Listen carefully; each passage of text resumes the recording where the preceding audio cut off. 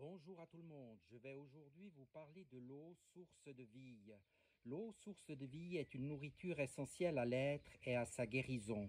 La vie sur cette terre s'est d'abord manifestée dans l'eau par des cellules composées d'eau. À son arrivée sur cette terre, l'humain baigne dans les eaux de sa mère. Dans son mouvement continu, l'eau permet la circulation du sang.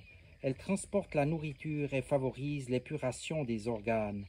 Elle représente la dimension relationnelle de l'être, son mouvement vers ses frères.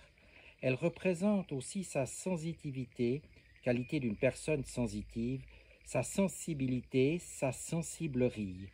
L'être utilise l'eau pour l'épuration de tous ses corps physiques et subtils, intérieurs et extérieurs.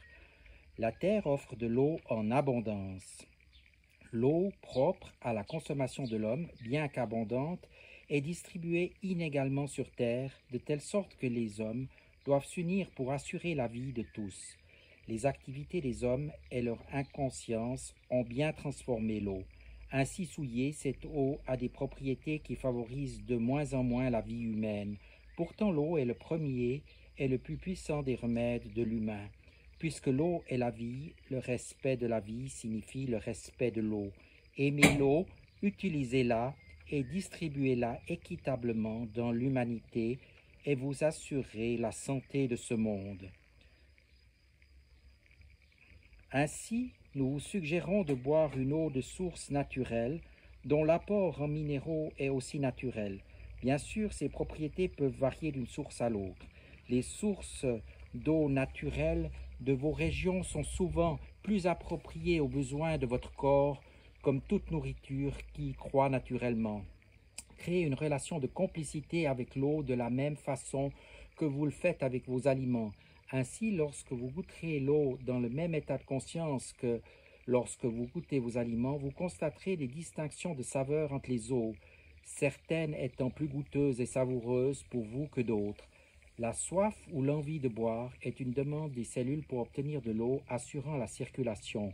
Les capteurs de votre bouche et les substances enzymatiques présentes vous indiqueront à partir de la saveur si une eau répond davantage qu'une autre aux besoins de votre corps à ce moment. Il est donc très important que vous goûtiez l'eau, que vous la laissiez en bouche, du moins au début, pour que vos capteurs et les substances enzymatiques vous indiquent par votre goût et votre sensation la capacité de cette eau à vraiment nourrir votre corps. Allez vers différentes expériences des eaux offertes dans vos régions. Nous invitons chacun à boire en abondance. Si la quantité minimale quotidienne d'eau essentielle pour assurer l'équilibre est d'1 litre, considérant que les diverses boissons et la nourriture ont un apport de plus d'1 litre d'eau, nous proposons à tous de boire beaucoup plus, c'est-à-dire 1,5 litre ou 2 litres d'eau la plus naturelle possible. Toutefois, un individu peut provoquer une détresse du corps s'il boit plus de 2 litres. L'absorption de 2 litres d'eau en 2 ou 3 temps seulement peut aussi créer une surcharge. L'important est de boire progressivement tout au long du jour et non pas en un moment. Nous vous suggérons d'utiliser l'eau généralement à la température ambiante, mais en début de journée et à la fin du jour, il est intéressant que l'eau soit à la température de votre corps intérieur ou légèrement au-dessus pour permettre une pacification et une guérison des tissus. En élevant la température de l'eau, vous lui permettez de jouer un rôle si important de principal remède de l'humain. Rappelez-vous qu'un humain peut vivre longuement en se nourrissant d'eau. C'est le premier aliment et le premier guérisseur. L'eau permet de faciliter un processus de régénération des tissus. Magnétisez-la à votre fréquence après être entré en relation avec elle et après l'avoir dynamisée comme vous le faites pour vos aliments. Bien entendu, puisque la période actuelle présente une augmentation de la température terrestre, il y aura à la fois de plus en plus d'eau sur cette terre, mais de moins en moins d'eau potable, c'est-à-dire une eau dont les propriétés correspondent aux besoins de l'humain. Une prolifération importante de parasites, de bactéries diverses sera induite tant par la chaleur que par le niveau des eaux. Ces bactéries se retrouveront dans la faune et la flore, et l'eau, ainsi que l'air, sera leur véhicule de transport privilégié.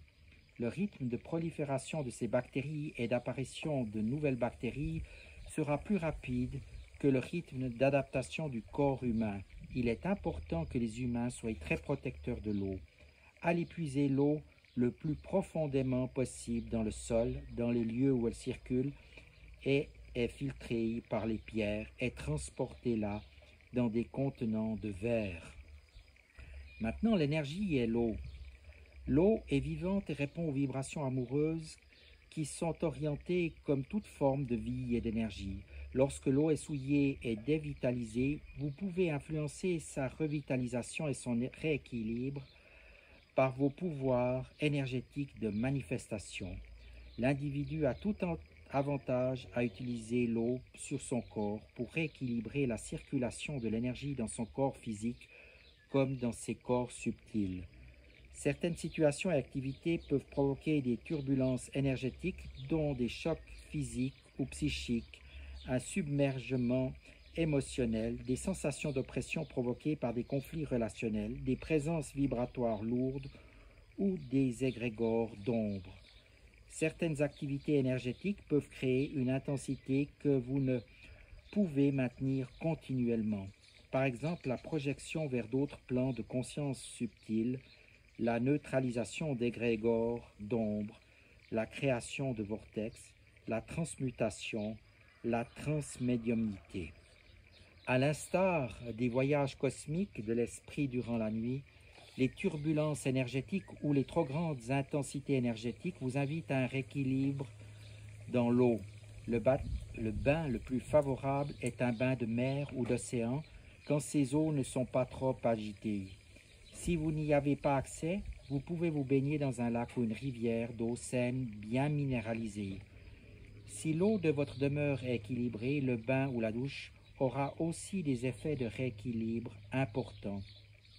Pour provoquer une détente rapide du système nerveux central et périphérique et favoriser la libre circulation de l'énergie dans votre corps, laissez couler un filet d'eau très chaude sous toute la surface de vos pieds pendant que vous êtes dans une baignoire. Vide au début de l'expérience, cette dernière se remplira lentement d'eau très chaude. Après le massage d'eau sous les pieds et vous être baigné quelques minutes dans cette eau très chaude, posez le corps dans l'eau fraîche. L'eau facilite la circulation de tous vos corps à l'intérieur comme à l'extérieur. Faites-en votre complice dans le processus d'auto-guérison et vous participerez ainsi à la guérison de la terre. Merci de votre attention. Je vous dis à tout bientôt.